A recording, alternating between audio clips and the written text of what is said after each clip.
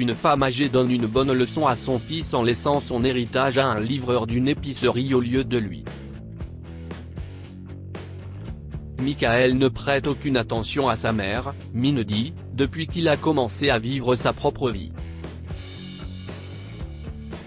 Michael vivait à Dallas, tandis que sa mère vivait dans une petite ville d'Austin.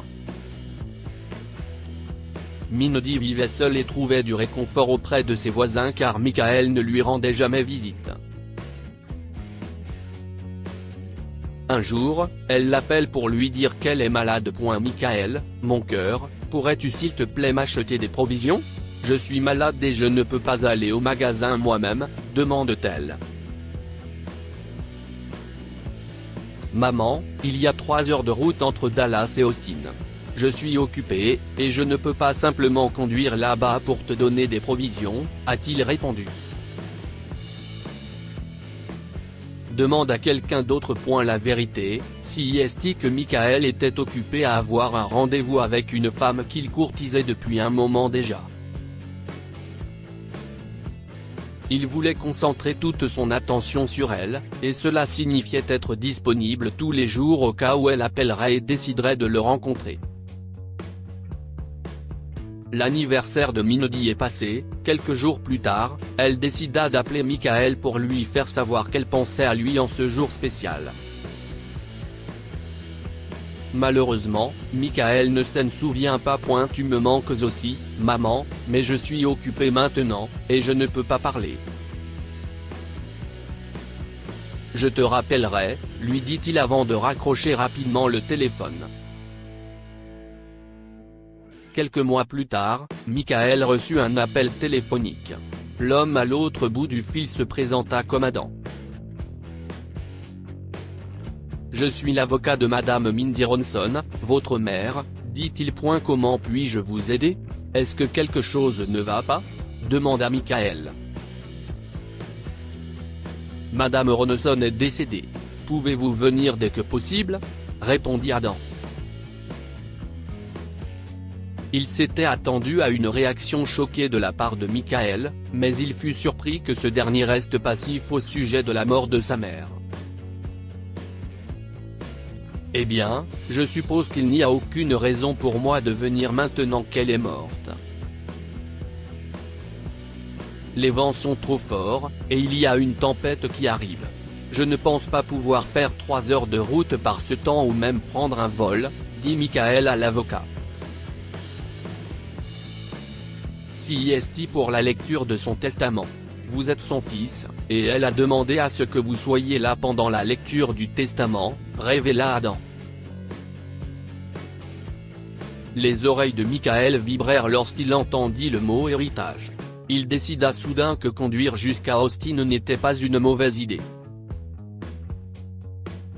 Combien d'héritage laisse-t-elle ? demanda-t-il. Elle laisse derrière elle 250 000 $. S'il vous plaît, venez aussi vite que possible, car Madame Ronson voulait que tout soit réglé dans l'immédiat, dit Adam à Michael avant de raccrocher. Adam n'avait pas besoin d'en dire plus.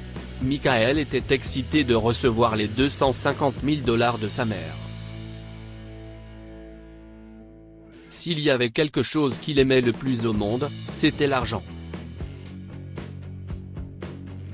Il aimait faire du shopping, voyager et faire des folies, et 250 000 $ supplémentaires lui permettraient de faire davantage ce qu'il voulait. Le lendemain matin, Michael arriva à Austin. Il sourit en entrant dans le bureau de l'avocat, où Adam l'attendait, avec un autre homme que Michael ne connaissait pas. Bonjour, je m'appelle Michael. Je suis le fils unique de Mindy Ronson, dit-il en serrant la main d'Adam. Adam le salua, lui demandant de s'asseoir. Alors que Michael était gêné par la présence d'un étranger dans la pièce avec lui et l'avocat, il ne prêta aucune attention à Kevin. Il supposa qu'il était un autre client, attendant qu'Adam ait terminé. Merci d'être là aujourd'hui. Je suis ici avec vous deux pour vous faire savoir que Madame Ronson a ordonné le transfert de 250 000 $ à Kevin Barney. Elle a demandé que son fils Michael Ronson soit présent lors de la lecture du testament pour l'informer de sa décision, a déclaré Adam. Kevin ? dit Michael, surpris. Qui est Kevin ? Si est-il une blague ? demande-t-il. Monsieur Ronson, voici Monsieur Bardenay, dit Adam en désignant d'un geste l'homme assis à côté de Michael. Michael ferma les yeux et rejeta sa tête en arrière. Il avait enfin la réponse à la raison pour laquelle un étranger était assis à côté de lui pendant la lecture du testament de sa mère. Michael et Kevin semblaient avoir le même âge. Comme s'il attendait que Kevin s'explique, Michael le fixa. Kevin prit cela comme un signe pour expliquer comment il connaissait Madame Ronson.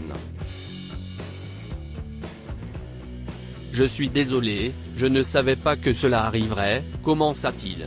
Vous voyez, j'ai livré des courses chez Madame Ronson un jour. Elle a lutté pour ouvrir la porte, car elle était faible et malade. Elle m'a demandé de l'aider à mettre les courses dans la cuisine, a-t-il expliqué. Je lui ai demandé si elle vivait seule, car elle n'était manifestement pas en état de prendre soin d'elle. Elle m'a répondu que oui, car son fils ne lui avait pas rendu visite depuis des années parce qu'il était occupé. Elle n'avait plus rien à manger et pouvait à peine se préparer un repas décent. Je me sentais mal pour elle, car elle me rappelait ma grand-mère, admet Kevin. Comme elle vivait près de l'épicerie où je travaillais, j'ai commencé à passer la voir pour lui donner à manger. Je l'ai fait tous les jours, et j'ai vite vu qu'elle devenait plus forte. Elle a commencé à parler davantage et m'a remercié de lui tenir compagnie, car elle se sentait moins seule, a raconté Kevin à Michael, qui était au bord des larmes en entendant cette histoire. Kevin a raconté qu'il y a quelques mois, il était à la maison pour l'anniversaire de Madame Ronson quand elle a appelé Michael. Elle t'a dit que tu lui manquais, mais tu as dit que tu étais occupé et que tu rappellerais. Tu ne l'as jamais fait. Elle avait le cœur brisé que tu aies oublié son anniversaire, mais elle était dévastée que tu n'aies jamais rappelé. À ce moment-là, Michael était en larmes. « As-tu passé son dernier anniversaire avec elle ?» demanda-t-il à Kevin. Il a fait un signe de tête. « Ne t'inquiète pas. Elle a apprécié son anniversaire. » Quand j'ai su que c'était son anniversaire, je lui ai acheté un gâteau et j'ai invité ses voisins. Ils l'ont adoré. Nous avons organisé une fête pour elle, et elle souriait tout le temps. Michael sanglota, réalisant à quel point il avait maltraité sa mère. Kevin comprit que Michael devait avoir ses raisons, alors il proposa de lui donner l'argent. Je ne savais pas que ta mère avait un héritage. En fait, je la voyais comme ma grand-mère, quelqu'un avec qui j'aimais vraiment passer du temps. Je peux te transférer l'argent, proposa Kevin. Michael n'est pas d'accord. Je ne mérite pas l'argent durement gagné par ma mère, dit-il doucement. J'étais un fils terrible, et je n'arrive pas à croire que je ne lui ai pas prêté attention.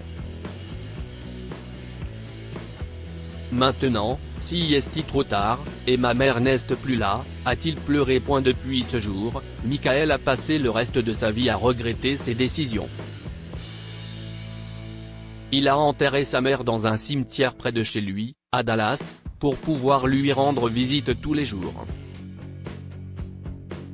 Il s'y rendait après le travail et demandait le pardon. Michael promit également de rester en contact avec Kevin. Il était reconnaissant que Kevin ait été avec Mindy pendant ses derniers mois sur Terre, car elle était en bonne compagnie.